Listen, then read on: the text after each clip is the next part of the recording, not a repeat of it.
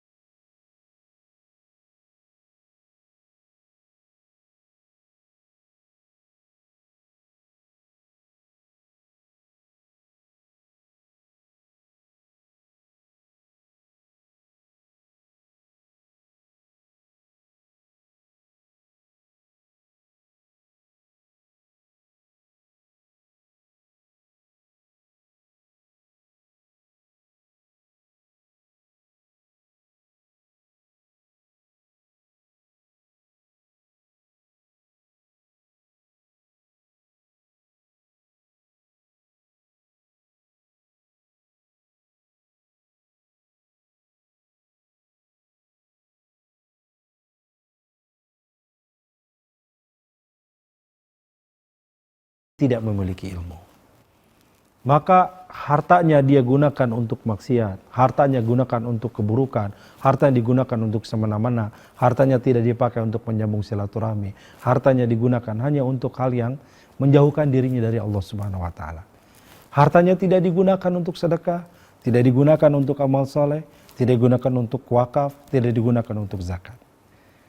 Ini adalah orang yang merugi karena dia akan dihisab dengan hartanya, sementara yang perlu dihisabnya sangat banyak karena hartanya banyak tapi tidak digunakan untuk amal soleh. Golongan keempat yang tidak diberi ilmu dan tidak diberi harta. Maka dia akan berkata, andai kata aku diberi harta seperti si fulan, maka aku akan berbuat seperti si fulan. Artinya kalau dia punya harta, digunakan seperti orang ketiga tadi, digunakan untuk maksiat, digunakan untuk memutuskan silaturahmi, digunakan untuk menzalimi orang lain, maka kata Rasulullah, orang yang keempat ini dapat dosa, keburukan sama seperti orang yang ketiga. Nah, kita bisa memilih dan memilah, serta kita bisa memposisikan di mana kita berada.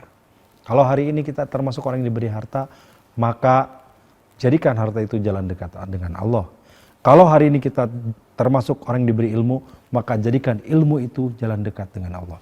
Jangan seperti orang yang ketiga dan yang keempat. Orang ketiga punya harta, tapi dia digunakan untuk keburukan dan maksiat. Maka hartanya tidak lain kecuali menjerumuskan dirinya kepada keburukan. Apalagi orang yang keempat, dia sudah tidak punya ilmu, dia tidak punya harta, maka dia tidak beramal dengan amal yang baik sesuai ilmunya. Dia tidak beramal dengan hartanya untuk kebaikan, dan dia akan merugi karena semuanya akan membinasakan dia kepada keburukan. Kita berlindung kepada Allah dari ilmu yang salah, dari harta yang tidak halal, dan itulah yang diperintahkan oleh Rasulullah Sallallahu Alaihi Wasallam kepada kita lewat hadis ini. Maka rumusnya bagaimana?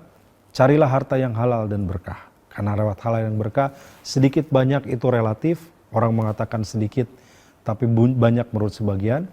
Nah, yang disyukuri itulah sesungguhnya yang jadi amal soleh kita. Harta yang kita miliki, yang kita pakai akan usang, yang kita makan jadi kotoran, yang berbuah amal adalah yang kita sedekahkan. Berusahalah dengan harta kita sedekahkan, berusaha dengan ilmu kita beramal soleh yang baik, sehingga dengan harta dan ilmu kita menjadi jalan dekat dengan Allah, jalan keselamatan kita dunia dan akhirat.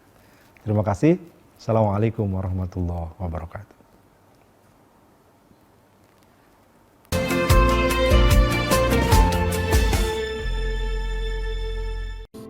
Dakwah adalah jalan hidayah.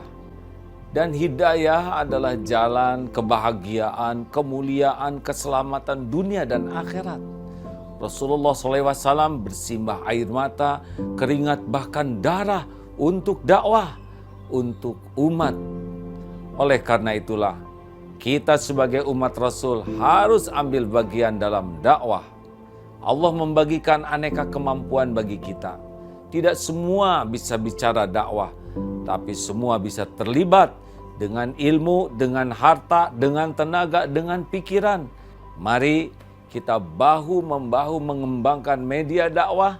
Semoga media dakwah Darut Tauhid bisa menjadi jalan tersebarnya hidayah kepada sebanyak mungkin hamba-hamba Allah. Tidak hanya di Indonesia, tapi di seluruh dunia ini. Mari bergabung dalam upaya dakwah bersama Darut Tauhid. Assalamualaikum warahmatullahi wabarakatuh.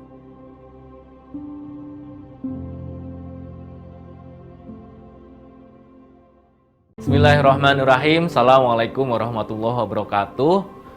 Saya Ketua Yayasan Darut Tauhid mengajak jamaah dan sahabat MKTV membangun media dakwah alternatif yang bisa memberikan motivasi, memberikan edukasi kepada masyarakat, memberikan pencerahan, dan mengenalkan Allah kepada masyarakat. Darut Tauhid Peduli mengajak jamaah Darut Tauhid, masyarakat, sahabat MKTV, yuk sama-sama kita membangun media dakwah ini agar media dakwah ini bisa memiliki jaringan, memiliki konten yang bagus, program yang bagus, yang bisa menggugah dan bisa merubah, bisa memotivasi masyarakat, dan tidak hanya dinikmati oleh Bandung dan sekitarnya, tapi juga di daerah yang lain. Semoga upaya ini mendapatkan ridho Allah dan Allah mengkaruniakan kemudahan dan kelancaran terhadap upaya ini, sehingga kita bisa sama-sama berdakwah walaupun tidak harus ceramah. Kita membangun medianya, sarana dakwahnya, yaitu media dakwah Darut Tauhid.